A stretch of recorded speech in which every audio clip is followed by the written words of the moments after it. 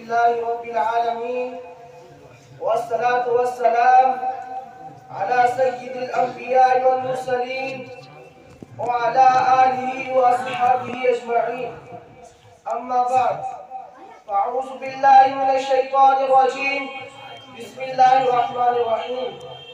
وأنتم الأعلون إن كنتم مؤمنين.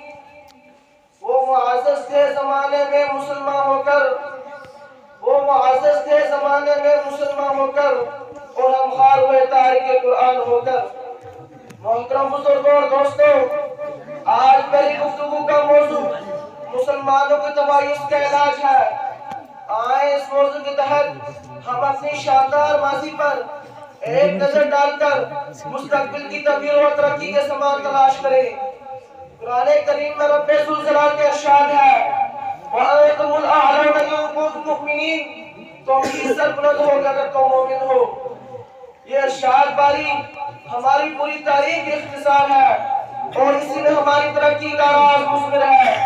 تاریخ کے سینکڑوں واقعات یہ بتانے کے لیے کافی ہے کہ جب بھی ہمارا رشتہ اللہ اور اس کے دین سے مضبوط رہے گا، سربلندی و کامیابی نے ہمارے قدم چومے. اور جب کبھی اس رشتے میں کسی قسم کی کمزوری آئی، ہم عزت و رفعت کے آسمان سے ذلت و پستی کی غار میں جا گرے. تاریخ ہمارے سامنے جنگ بدر کی مثال پیش کرتی ہے.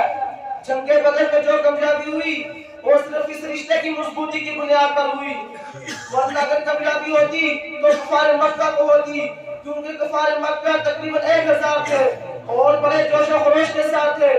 ان کے پاس 700 اونٹ اور 200 گھوڑے، ان سب کے پاس تلواریں اور دیگر جنگی ہتھیار موجود تھے.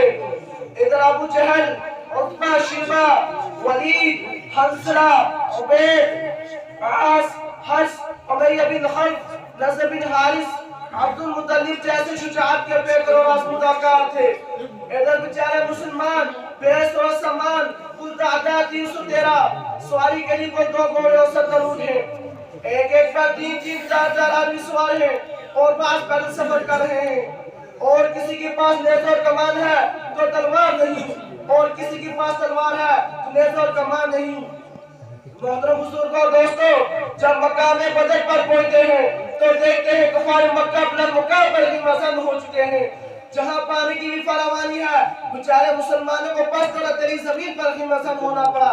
ایسی جگہ پر اگر کسی کو پیاس لگے تو ایک گھونٹ پانی پینے کو نہ ملے. الغرض جنگ کے اندر جتنے اسباب اور جتنے چیزوں کی ضرورت پڑتی وہ سب کفار مکہ کو حاصل تھی، مگر جب لڑائی شروع ہوتی ہے تو کفار مکہ گاجر مولی کی طرح کاٹے جاتے ہیں.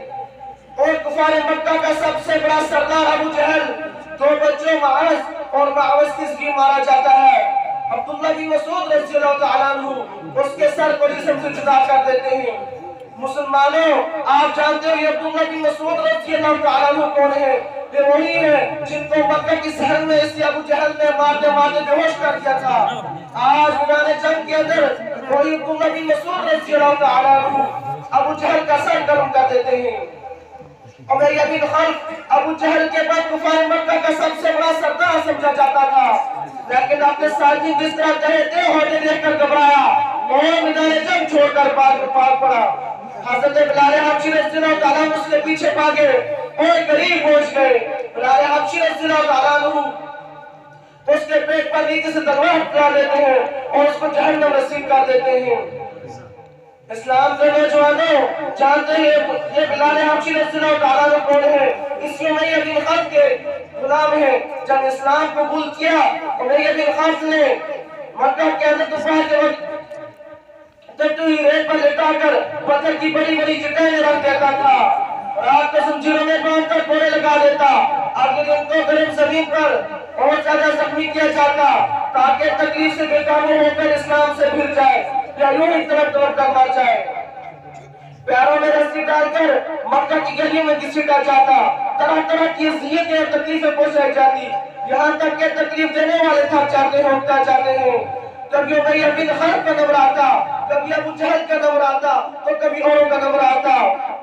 آج میدان جنگ کے اندر وہی غلام اپنے آقا و مالک یعنی امیہ بن خلف کو قتل کرنے کے لیے دوڑ رہے ہیں اور امیہ بن خلف گھبرا کر بھاگ رہا اور میدان جنگ چھوڑ کر بھاگ رہا ہے.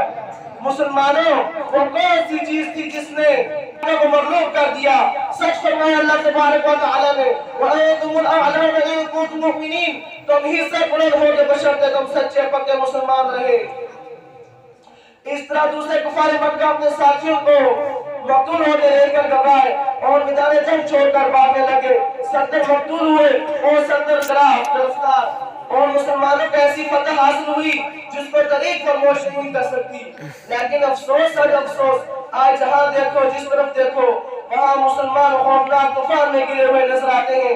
کئی مسلمانوں کی آبرو کو پامال کیا جا رہا ہے، کئی مسلمان غلامانہ زندگی بسر کر رہے ہیں۔ میں اپنی تقریر انہی الفاظ کے ساتھ ختم کرنا چاہتا ہوں۔ وآخر دعوانا الحمدللہ رب العالمین۔